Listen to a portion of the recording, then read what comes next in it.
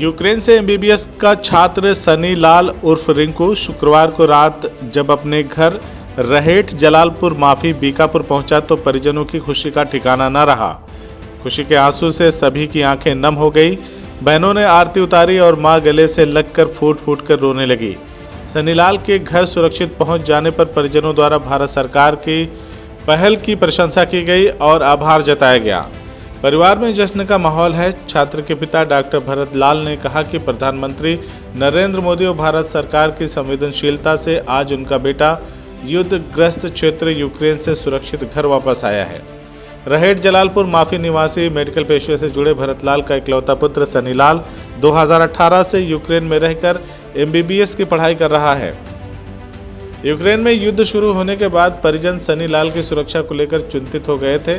घर पहुंचे छात्र सनी लाल ने बताया कि युद्ध शुरू होने के बाद ऐसा लग रहा था कि घर पहुंचना और परिवार से मिलना सपने जैसा था, लेकिन भारत सरकार की पहल से आज वो अपने परिजनों के बीच पहुंच गया है। शुक्रवार देर शाम गांव पहुंचने पर गांव के पास स्थित साईं दाता की कुटिया में भी पहुंचकर उसने दर्शन और पूजन किया। मेडिकल छात्र सनी लाल के सुरक्षित घर वापस आने की जानकारी मिलते ही उसके घर पर शुभकामना देने वाले और बधाई देने वालों का तांता लग गया।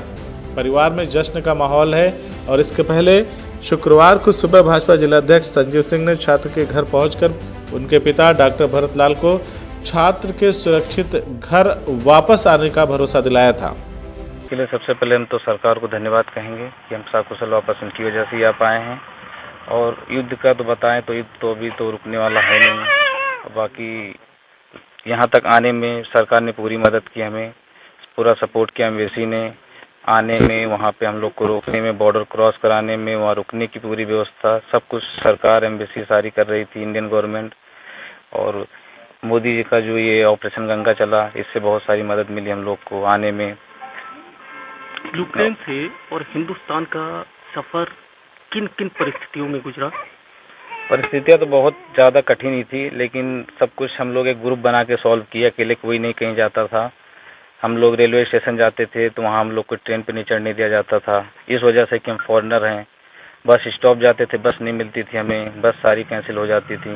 लेकिन कुछ ना कुछ करके हम लोगों ने बस इंतज़ाम किया अपना, वहाँ से निकले, उस पर तिरंगा लगाया।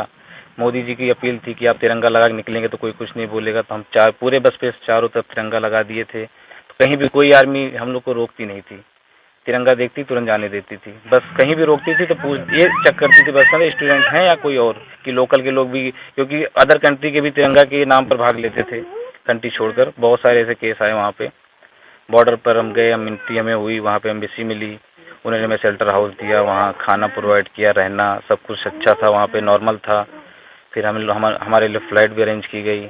यूक्रेन तो आए थे, सिंधे साहब आए थे। अच्छा, सिंधिया जी, ज्योतिराज सिंधिया जी आए थे। वो हमसे मिले भी थे, शायद फोटो होगी मेरे फ़ोन में भी होगी शायद, क्योंकि सब सारे बच्चों में हम लोग को बोर्डिंग पास भी दिया जा रहा था उसी टाइम वो आए थे।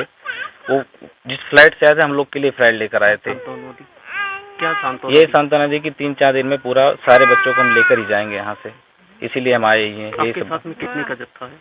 हमारे साथ तो 229 बच्चे आए थे। इंडिगो एयरलाइन गई थी।